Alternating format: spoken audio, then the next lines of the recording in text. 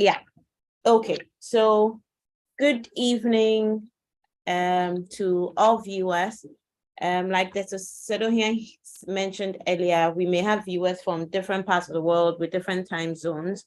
So I apologize if it's probably not your time zone, but good evening and welcome to this episode of talking and discussing health. So today's topic is going to be obsessive compulsive disorder, which most people commonly call OCD. And my name, once again, is Dr. Amata Seidu, and I am a specialist psychiatrist. Okay, so the outline of the presentation is going to take this format: introduction, signs and symptoms, management, and then we can have some Q&As where people can ask a few questions, and I'll do my best to answer them as much as possible. So we will start with the introduction. What exactly is OCD? I know most people sometimes would use the term OCD somewhat a bit loosely. So maybe they experience one or two things, or they see somebody do something that may be similar to what they think is OCD, and you'd hear them say, oh, my OCD has come. Oh, he or she has OCD. But at least today we are going to learn something about it.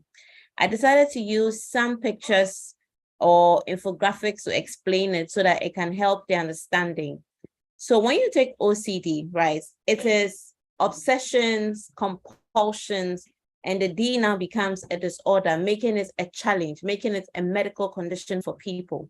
So the obsessive aspect of it refers to people who have unwanted, intrusive thoughts that usually stick, causing them significant distress, anxiety, or disgust.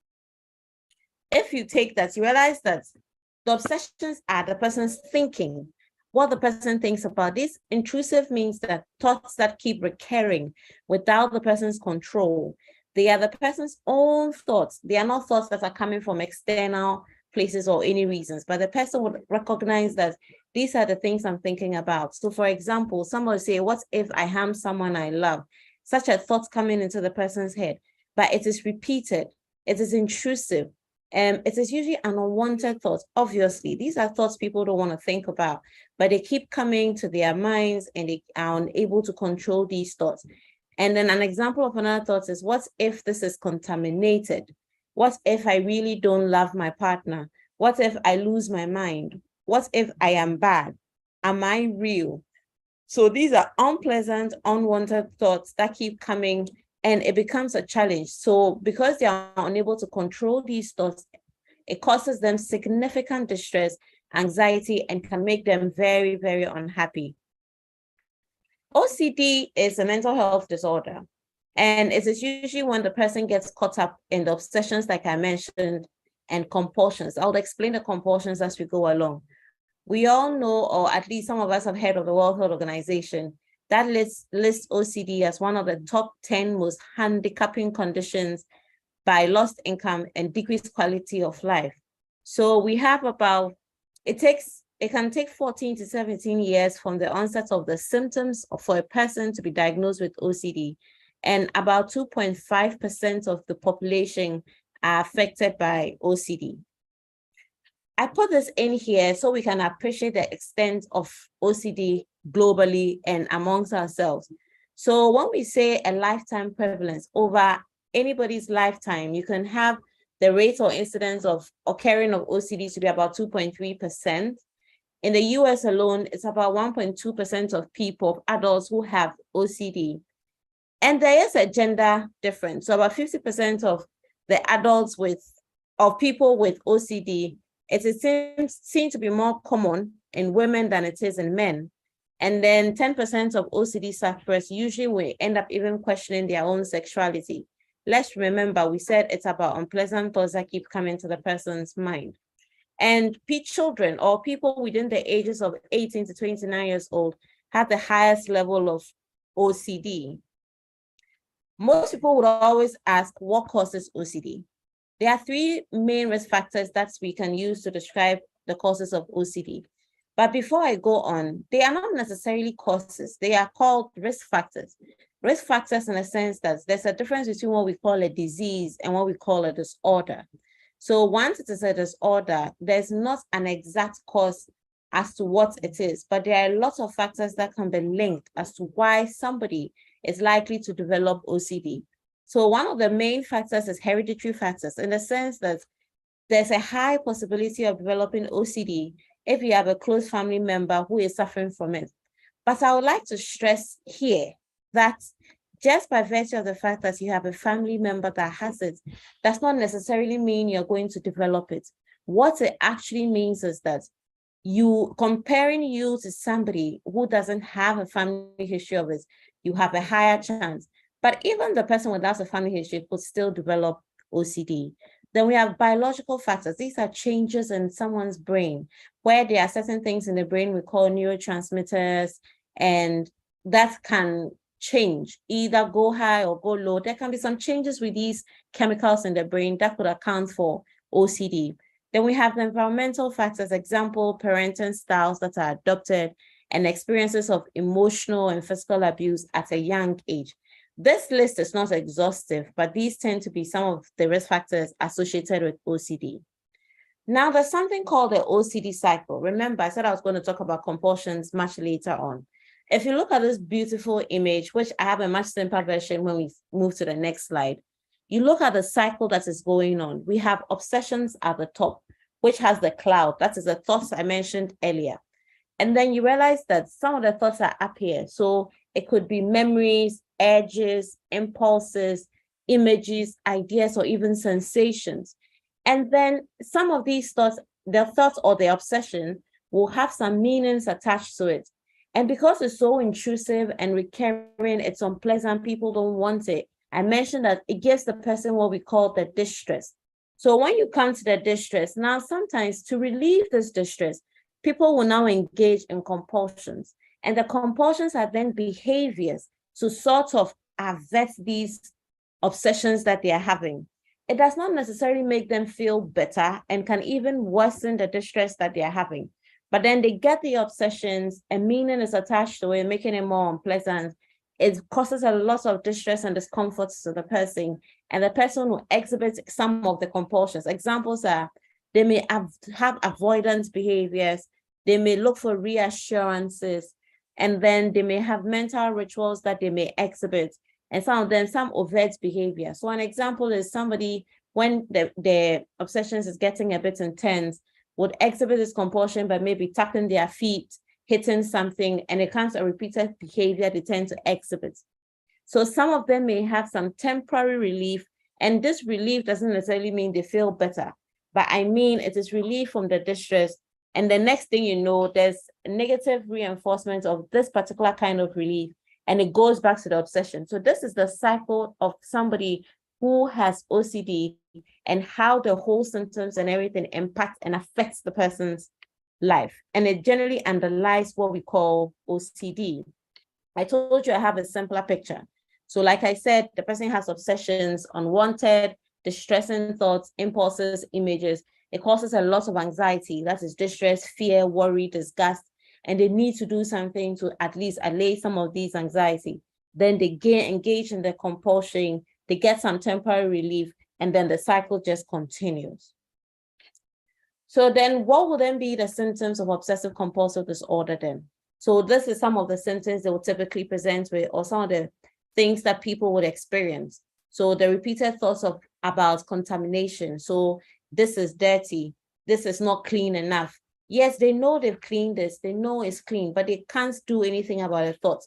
So they will engage in a compulsion by repeatedly washing their hands or cleaning their hands or cleaning everything over and over again. Then fear of losing control, fear of losing possessions or items, persistent worries about uncertainty. Some of them can also present with scary feelings about aggression, sexual activity, or religious subjects. So an example of the religious subjects can be when they have blasphemy thoughts. Jesus is bad, God is bad, but they know, and these are religious people who know that God is fantastic, but their thoughts that God is bad, you can imagine how contradicting this is for their religious beliefs and how uncomfortable it can be. Desperately avoiding trigger situations, persistent thoughts about hurting yourself or someone else, frightening images of yourself performing violent acts, repeatedly checking things like locking doors or turning off the stove, arranging things in specific ways, excessive attention on superstitious thoughts or lack, repetitive and unpleasant sexual thoughts or images. There are a number of types of OCD, but this is just an image just to show some of the few common ones we have.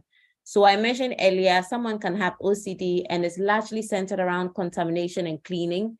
Somebody, it can be around checking, where they are not too sure they lock the doors. They're going to go in and out of the house, repeatedly checking to make sure that the doors are locked. It actually is locked, but then the intrusive thoughts are, it hasn't been locked. Someone can come in or break in, someone can harm them. So they will keep doing the compulsion, which is repeatedly checking if the doors are locked. Then symmetry and arranging. So if things have to be in a particular order, if it shifts one particular way, they get very distressed and they have to arrange it back in a specific way all the time. It can be very time consuming, engaging in some of these compulsive behaviors. And people find that they use most of their productive hours to engage in these compulsions because of the obsessions that they are having.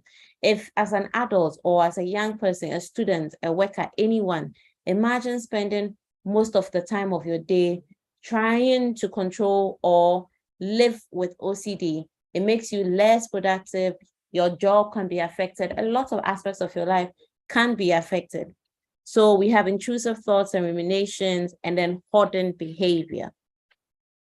What are the treatment options for OCD? Before I even start discussing some of the treatment options for OCD, one thing I'd like to say is that earlier in my presentation, I did mention that it is a disorder, it is a medical condition.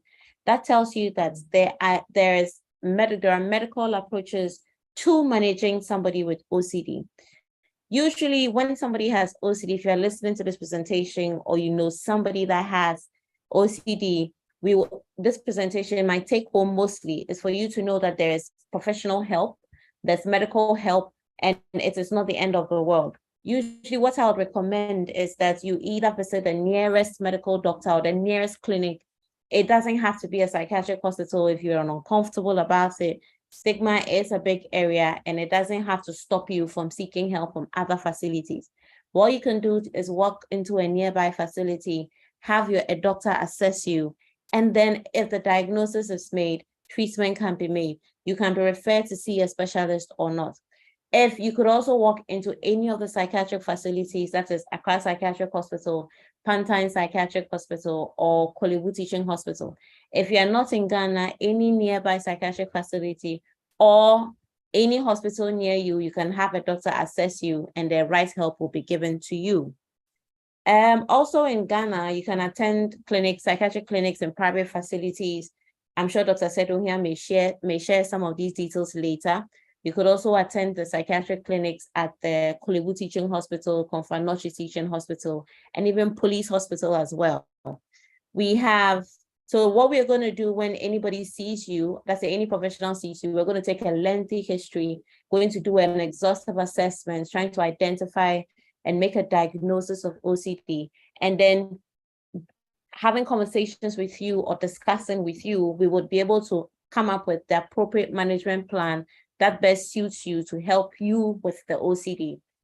Usually, when it comes to treatment options, the mainstay, depending on the severity of OCD, may usually go with psychotherapy. That's a therapy to help you overcome some of these challenges. Usually, the clinical psychologist would have specific therapies that are tailored for the treatment of OCD. And then medications are also indicated. But I'm going to stress that not everybody with OCD may necessarily go on medications. It all depends on severity and how much it affects your life or how much it affects your ability to go about your day-to-day functioning. So if medications are indicated, then we are going to go ahead and prescribe them for you. There are a myriad of medications. It's not just one type of medications. A lot of factors go into deciding what medication we give to somebody. If you have concerns about taking medications, I'll just advise that you express those concerns clearly and openly to whichever doctor you are seeing so that the appropriate medication or choice of treatment could be given to you. There are other ways like relaxation, but please, I would recommend that you see a doctor first for us to consider medication and psychotherapy so that the doctor could recommend other possible forms of treatment to you. What if one does not treat OCD? What are some of the consequences of not getting professional help for OCD? One of them is depression, which is also another mental health condition or medical condition you can develop. Living with OCD, listening to my presentation can tell you that it can impact someone's life negatively. It can be distressing for them, their loved ones, people around them, their work and everything. So it is one of the possible causes of somebody developing depression as well. It is about your thoughts. So it can affect your peace of mind significantly. It can damage personal and professional relationships. It can even result in physical illness as well. Hypertension and all sorts of other physical illnesses someone can develop. The distress associated with it can also predispose somebody to developing anxiety and panic attacks. And sometimes to cope or to manage these symptoms, people may use drugs to be able to handle these problems. And the next thing you know, they may now develop a substance abuse or a drug abuse problem. And I mentioned earlier that a lot of time, a lot of effort, a lot of energy is used to engage in these obsessions and compulsions, and it can end up making you so unproductive. And for someone who works or go to school, you would miss a lot of school and you would miss a lot of work, and it becomes a problem for them. Okay. There are lots of messy myths and facts about OCD. So I have a picture of just a few for us to go through, and I put it at the end of my presentation because I'm hoping that after listening to me, when we look at the myths, even before I talk about the facts, you may already know that this is a myth and agree on the facts. So the first myth, we are all a little bit OCD at times. OCD is not a personality quirk or a character trait. It is a very real mental health condition that affects 1 to 2% of people. OCD is all about cleanliness, which is not true. There are other OCD compulsions such as hoarding items, checking and rechecking for mistakes, and repeating routines. Stress causes OCD. OCD is not simply an overreaction to the stresses of life. While stressful situations can exacerbate the symptoms, stress alone does not cause it. OCD is rooted in childhood. Childhood experiences have very little to do with having OCD as an adult. However, genetics may play a role. People with OCD don't realize they're acting irrationally. In most cases, people with OCD know that what they are thinking and doing is irrational. Despite this, they still feel compelled to engage in these compulsions. OCD is not treatable. That is such a myth. With proper treatment, it is very possible for people with OCD to lead full and productive lives. Yes, so that brings me to the end of this short presentation on OCD. I hope it has been useful, and I would very much like to hear your thoughts, your comments, and your questions on this subject. Thank you very much. Thank you very much, Dr. Ramata Said. That was very straight to the point. I like the infographics. It was very self-explanatory, easy to follow through, and it was great. And the information is out there now. People have. I like the last myth versus fact bits, which is OCD is not treatable, which is not true. But with adequate treatment, people are going to live full and productive life, and that is true. And the reason for doing this is to let people know that there is help, no matter whatever condition you might have. There is help. All you need to do is to seek help from the appropriate quarters, and the medical professionals will be glad to be of help to you. Thank you very much, Dr. Ramata. It's self-explanatory. I don't have any questions. I don't know if anybody has any questions, because this is straight to the point. You made it very easy. No ambiguity here. But if anybody has any question, please feel free to put it in the chat box in the comment section, and Dr. Ramata will gladly answer you. If you have any question, please put in the chat box. She's made it very simple, very straight to the point. It was fun to watch and follow. So please, if you have any question, feel free, put it in the comment section. I think I see a question in the comment section. Okay. So somebody asked, Please, I want to find out if depression is also one of the causes of OCD. Okay, so you can, I think that's a good and a fair question. Usually you can have OCD being a risk factor or a cause for somebody developing depression because of how the condition is and how distressing the person is struggling with this OCD. So depression is likely to set in if the person is losing out on their friends, can't control the symptoms, is feeling very terrible about it, spending so much time. It can happen. The reverse is also possible, where you can have depression leading to OCD, but it's not as common as OCD causing somebody to have depression. Sometimes people with depression can have what we call intrusive thoughts, right? They can also have negative thoughts that also keep coming into their minds as well, and can be intrusive. It can be unpleasant. It is a feature. It can be a feature of depression on its own, but just that these intrusive thoughts and unpleasant thoughts that happen in depression do not necessarily meet the criteria for making an OCD diagnosis. In that case, when you treat the person's depression, the intrusive thoughts and negative and unwanted thoughts is also likely to also go away.